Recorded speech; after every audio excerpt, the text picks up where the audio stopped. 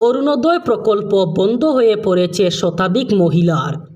অরুণোদয় প্রকল্পের তালিকা থেকে নাম কর্তন করা হয়েছে আরও অনেক মহিলার। এই অভিযোগে এবার শতাধিক মহিলা প্রতিবাদ সাব্যস্ত করলেন। সদিয়া এলাকায় অরুণোদয় প্রকল্পে অনিয়ম নিয়ে বেশ কয়েকজন মহিলা এবার রাজপথে নামেন।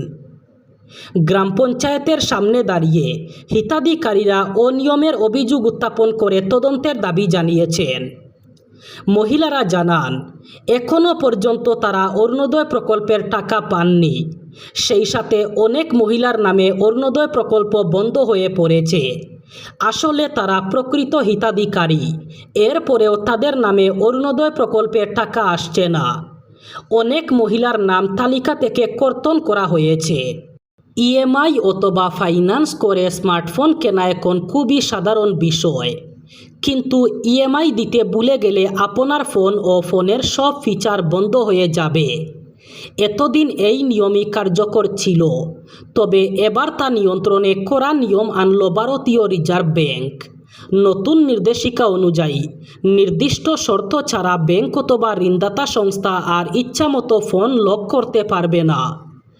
আরবিআই বাণিজ্যিক ব্যাংকগুলির ঋণ আদায়ের জন্য একটি নির্দেশিকা জারি করেছে। আগামী বছর জানুয়ারি মাস থেকে নতুন নিয়ম কার্যকর করা হবে।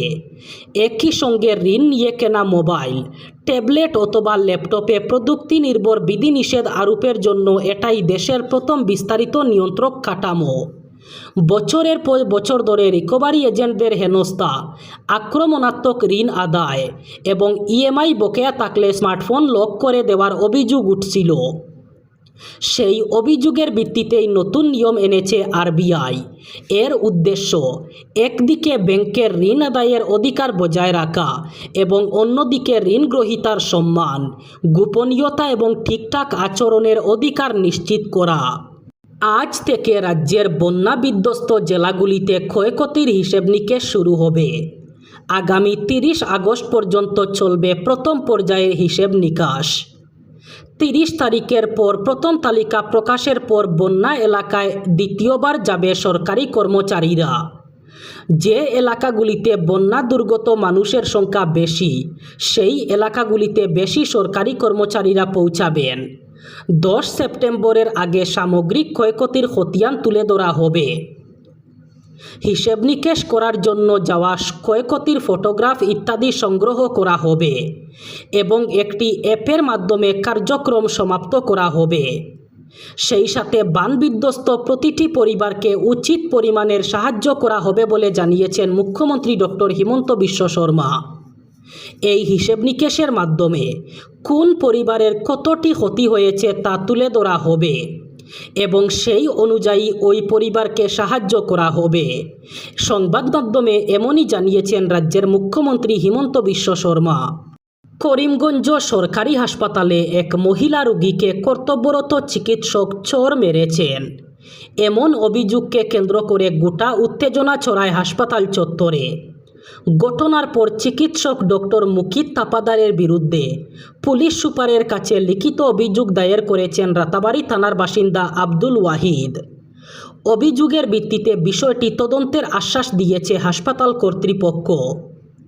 অভিযোগপত্রে আব্দুল ওয়াহিদ জানিয়েছেন, গত সপ্তাহে সন্তান প্রসবের জন্য তার স্ত্রীকে করিমগঞ্জ সিভিল হাসপাতালে ভর্তি করা হয়। তার অভিযোগ, সরকারি হাসপাতালে ভর্তির পর থেকেই ডক্টর মুকিত তাপাদার রোগী এবং তার পরিবারের সদস্যদের সঙ্গে দুর্ব্যবহার করছিলেন।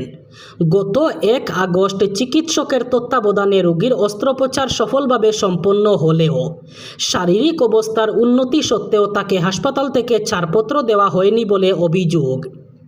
ওয়াহিদের দাবি, বারবার অনুরোধ করার পরও রোগীকে ছাড়পত্র না দেওয়ায় তার স্ত্রী চিকিৎসকের কাছে বিষয়টি জানতে চান। সেই সময় চিকিৎসক ক্ষিপ্ত হয়ে প্রকাশ্যেই তার স্ত্রীকে চড় মারেন বলে অভিযোগ। ঘটনায় তার গালে হাতের দাগ পড়ে বলেও অভিযোগপত্রে উল্লেখ করা হয়েছে। ঘটনার সময় হাসপাতালে উপস্থিত কয়েকজন চিকিৎসক, নার্স ও কর্মী গোটা বিষয়টির প্রত্যক্ষদর্শী ছিলেন বলেও দাবি করেছেন অভিযোগকারী। অসম পুলিশের শীর্ষ পর্যায়ে বড়সড় রদবদল করা হয়েছে। একাধিক জেলার জ্যেষ্ঠ পুলিশ সুপারকে বদলি করে নতুন দায়িত্ব দেওয়া হয়েছে। প্রশাসনিক এই রদবদলের ফলে গোলাঘাট, কাছাড়, বিশ্বনাথ, হুজাই, ধেমাজি, চিরাং, নোয়াগাঁও ও দরং সহ বেশ কয়েকটি জেলার পুলিশ প্রশাসনে পরিবর্তন এসেছে। রদবদল অনুযায়ী গোলাঘাটের নতুন এসএসপি হিসাবে দায়িত্ব নেবেন স্বপ্ননীল ডেকা। বর্তমানে নোয়াগাঁওয়ের এসএসপি হিসাবে দায়িত্ব পালন করা পার্থপ্রতিম দাসকে কাছাড়ের নতুন এসএসপি হিসাবে নিয়োগ করা হয়েছে।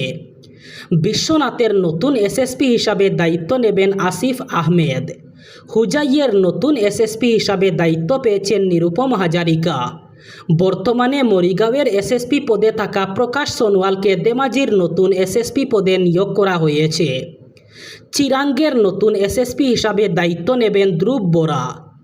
নোয়াগাঁওয়ের নতুন এসএসপি হিসাবে দায়িত্ব পেয়েছেন পিবি রাকেশ রেড্ডি। দরঙ্গের নতুন এসএসপি হিসাবে দায়িত্ব পেয়েছেন শর্মিষ্ঠা বড়ুয়া। রাজেন সিংকে অসম পুলিশ সদর দপ্তরের এচআর পদে বদলি করা হয়েছে। এর আগে তিনি গোলাঘাটের এসএসপি হিসাবে দায়িত্ব পালন করেছেন। কাছাড়ের বর্তমান এসএসপি সঞ্জীব কুমার শইকিয়াকে 20তম এপিবিএনের অধিনায়ক হিসাবে বদলি করা হয়েছে। লামডিং বদরপুর পাহাড়ি রেলপথের নিউ হারাঙ্গাজাও স্টেশনে ভূমিধসে ক্ষতিগ্রস্ত রেললাইন পুনরুদ্ধারের কাজে আশার আলো দেখা দিল। উত্তর পূর্ব সীমান্ত রেল কর্তৃপক্ষ জানিয়েছে, সব কিছু পরিকল্পনা মাফিক এগোলে 10 আগস্ট থেকে নিউ হারাঙ্গাজাও স্টেশনের 2 নম্বর লাইন এবং 25 আগস্ট থেকে 1 নম্বর লাইন চালু করা সম্ভব হতে পারে। তবে এই সম্ভাব্য সময়সূচি আবহাওয়া ও পুনরুদ্ধার কাজের অগ্রগতির উপর নির্ভরশীল বলেও জানানো হয়েছে। যদিও রেল কর্তৃপক্ষের এই ঘোষণায় যাত্রীদের মধ্যে কিছুটা স্বস্তি ফিরেছে। বাস্তবে নিউ হারাঙ্গাজাওয়ের 10 প্রবণ এলাকা এখনও অত্যন্ত জটিল অবস্থায় রয়েছে। পাহাড়ের ডাল অস্থিতিশীল থাকায় এবং মাঝে মধ্যেই ভারী বৃষ্টিপাত হওয়ায় পুনরুদ্ধার কাজে বারবার বাধা সৃষ্টি হচ্ছে। প্রকৌশলীরা প্রতিনিয়ত পরিস্থিতির পর্যবেক্ষণ করে নিরাপত্তাকে সর্বোচ্চ গুরুত্ব দিয়ে কাজ চালিয়ে যাচ্ছেন।